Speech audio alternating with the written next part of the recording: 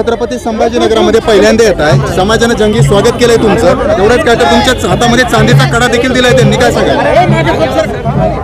खरं तर आज छत्रपती संभाजीनगर या जिल्ह्यामध्ये मी पहिल्यांदाच मंत्री झाल्यानंतर आलो. समाजाचं प्रेम माझ्यावर आहे, समाजाचा आशीर्वाद सुद्धा आणि सहकार्य सातत्यानं माझ्यासोबत राहिलेलं आहे. मी 5व्यांदा विधिमंडळाचा सदस्य झालो आणि 4थ्यांदा मंत्री म्हणून काम करण्याची संधीसुद्धा मला या ठिकाणी मिळालेली आहे. आणि या सर्व काळामध्ये अनेक राजकारणामध्ये आल्यानंतर जिंदाबाद मुर्दाबाद या घटना चालतच असतात. राजकारणामध्ये जसं चांगलं काम करायला जातो तेव्हा अनेक वेळा विरोधासाठी विरोधसुद्धा केला जातो. असे प्रसंग माझ्याही आयुष्यामध्ये आले. त्यावेळेस माझ्या समाजाने ज्या पद्धतीनं सपोर्ट मला केला, ज्या पद्धतीनं माझी साथ दिली, हे मी कधीही आयुष्यात विसरू शकत नाही. समाजाच्या ऋणामध्ये मी राहणार आहे आणि शेवट जीवात जीव असेपर्यंत समाजासाठी मी काम करणार आहे. समाजाचे अनेक प्रश्न आहेत. समाजाच्या सामाजिक, शैक्षणिक, आर्थिक आणि अनेक विषयाच्या संदर्भात अनेक वर्षापासून आमचा बंजारा समाज हा सातत्यानं या ठिकाणी बऱ्याच गोष्टीपासून वंचित राहिलेला आहे. या देशाचे, राज्याचे माजी मुख्यमंत्री, हरित क्रांतीचे प्रणेते वसंतरावजी नाईक साहेब, सुधाकरजी नाईक साहेब हे असताना या सर्व प्रश्नाबद्दल कुठेतरी सातत्यानं पाठपुरावा व्हायचा. मधात बराच कालखंड झाला आणि म्हणून समाजाचे अनेक प्रश्न घेऊन मी सुद्धा विधिमंडळामध्ये आणि सरकारमध्ये काम करतो आहे. समाजाचे अनेक प्रश्न आहेत, जसं मधल्या काळात बार्टीच्या धर्तीवर वनार्टी स्थापन करण्याचा निर्णय राज्य सरकारकडे सातत्यानं मी पाठपुरावा करून या ठिकाणी त्याच्यामध्ये मला यश मिळालं. गोर समाजाची साहित्य अकादमी स्थापन करण्याचा माझा प्रयत्न होता, त्यालासुद्धा यश मिळालं. त्यासोबत बंजारा समाजाच्या मुलांसाठी, मुलींसाठी स्वतंत्र वसतिगृह असले पाहिजे, शिक्षणाची सोय झाली पाहिजे, ही भूमिका घेऊन मी सरकारकडे नेहमी प्रस्ताव सादर करत होतो. आज मला आनंद आहे की महाराष्ट्रामध्ये 72 नवीन वसतिगृहाची सुद्धा कॅबिनेटमध्ये मंजुरी मिळालेली आहे. त्याचसोबत मुंबई हे मेट्रो सिटी आहे, राज्याची राजधानी आहे, तशी देशाची आर्थिक राजधानी आहे. या मुंबई शहरामध्ये हक्काची जागा आमच्या समाज बांधवांसाठी असली पाहिजे आणि म्हणून खऱ्या अर्थानं मोठी जागा राज्याचे मुख्यमंत्री सन्माननीय तेव्हा एकनाथरावजी शिंदे साहेब होते, कॅबिनेटमध्ये देवेंद्रजी फडणवीस होते, जे आत्ताचे मुख्यमंत्री आहे, अजितदादा पवार आहे, आणि संपूर्ण कॅबिनेटने या ठिकाणी जी जागासुद्धा आम्हाला दिलेली आहे. त्या जागेवर समाजाच्या वेगवेगळ्या सामाजिक, शैक्षणिक उपक्रम राबवून त्या ठिकाणी समाजाच्या अनेक वर्षापासूनची मागणीसुद्धा आमची पूर्ण झालेली आहे. आणि हे सर्व करताना परत मी मंत्री झालो आहे. समाजाचं प्रेम आणि आशीर्वाद माझ्यासोबत आहे.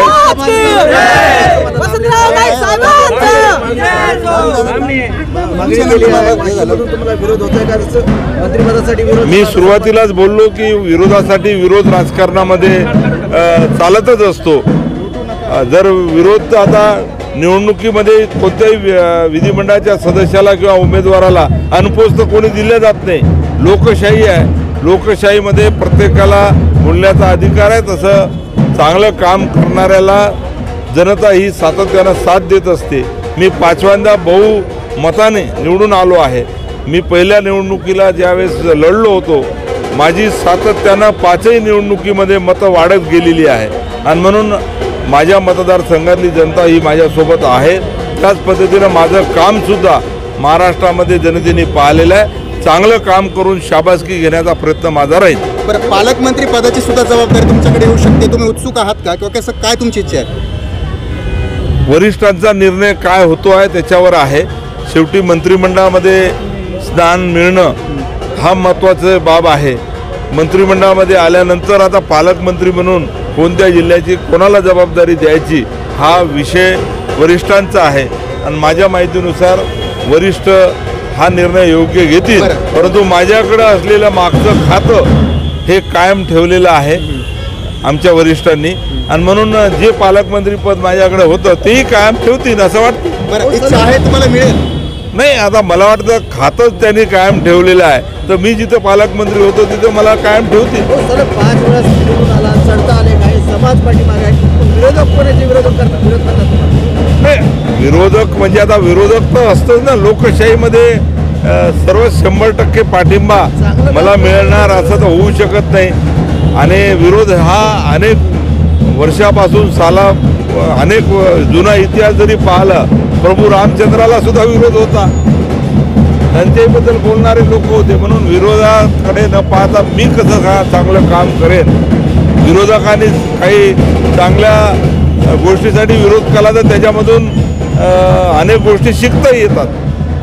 आणि म्हणून खरं तर चांगल्या गोष्टी स्वीकारून मी पुढे चालणारा काम करणारा कार्यकर्ता आहे. जलसंधारण खातं भेटलं, काय आता करणार?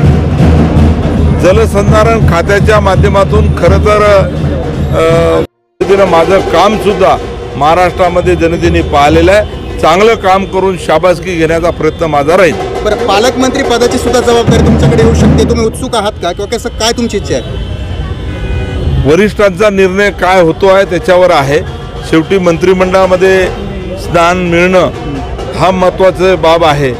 मंत्रिमंडळामध्ये आल्यानंतर आता पालकमंत्री म्हणून कोणत्या जिल्ह्याची कोणाला जबाबदारी द्यायची हा विषय वरिष्ठांचा आहे.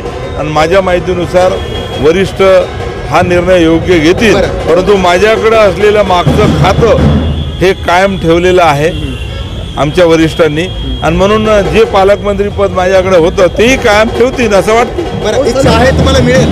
नाही, आता मला वाटतं खातंच त्यांनी कायम ठेवलेलं आहे, तर मी जिथं पालकमंत्री होतो तिथं मला कायम ठेवतील. सर 5 वेळा निवडून आला, चढता आले काही समाज पाठीमागे आहे.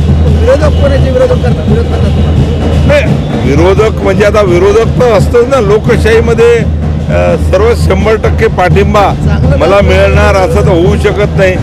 आणि विरोध हा अनेक वर्षापासून अनेक जुना इतिहास जरी पाहिला, प्रभू रामचंद्राला सुद्धा विरोध होता, त्यांच्याबद्दल बोलणारे लोक होते. म्हणून विरोधाकडे न पाहता मी कसं चांगलं काम करेन, विरोधकांनी काही चांगल्या गोष्टीसाठी विरोध केला तर त्याच्यामधून अनेक गोष्टी शिकता येतात.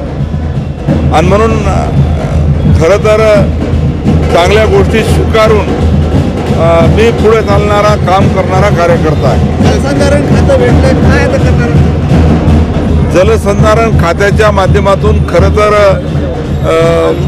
दुष्काळग्रस्त जो महाराष्ट्र दुष्काळ मुक्त करण्यासाठी अनेक गोष्टी मला करता येईल. आणि आज आपण पाहतो की मोठे प्रकल्प जे राज्यामध्ये आहे ते तर आहेत, परंतु लघु प्रकल्पाच्या माध्यमातून या ठिकाणी चांगलं काम करता येते आणि त्याची गरजसुद्धा आहे. आणि म्हणूनच जलसंधारणाच्या गोष्टीसाठी आज केंद्र सरकारसुद्धा, कालच देशाचे लोकप्रिय प्रधानमंत्री बाजूच्याच राज्याला आले होते, मध्य प्रदेशाला. त्यांनीसुद्धा बोलून दाखवलं की या देशातल्या सर्व राज्यामध्ये जलसंधारणाची मोहीम अजून गतीने राबवण्याची गरज आहे.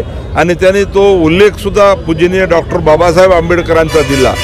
आजच्या सर्व वृत्तपत्रामध्ये आणि अनेक वाहिनीमध्ये आपण ऐकलं असेल. म्हणून जलसंधारणाची आवश्यकता आहे. आणि खरं तर माती आणि पाणी याच्याशी प्रत्येकाचं नातं आहे. आणि म्हणून हे तरुण असतील, विद्यार्थी असतील, युवक असतील, नागरिकांना या खात्याच्या माध्यमातून वेगवेगळ्या गोष्टी या ठिकाणी समजायला पाहिजेत. आणि पाणलोटाची काय गरज आहे, जलसंधारणाची काय गरज आहे, यासाठी वेगवेगळे उपक्रमसुद्धा आमच्या खात्याच्या वतीनं मी राबवणार आहे.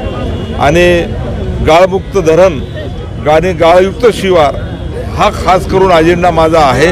आणि याच्यासाठी प्रत्येक महाराष्ट्रातले जे काही प्रकल्प आहे ज्याच्यामध्ये गाळ साचलेला आहे, त्याच्यामुळे पाणीसाठासुद्धा कमी होतो आहे. हा पाणीसाठा वाढवण्यासाठी आणि तो गाळ काढून आमच्या शेतकऱ्यांच्या शेतामध्ये पसरवला तर त्याची जमीनसुद्धा सुपीक कशी करता येईल हा माझा अजेंडा आहे. आणि म्हणून येणाऱ्या 4 महिन्यामध्ये गाळमुक्त धरण आणि गाळयुक्त शिवार हा अभियान मोठ्या प्रमाणात खात्याच्या वतीनं मी राबवणार. महत्त्वाचा प्रश्न, बंजारा समाजाचे तांडे अजूनही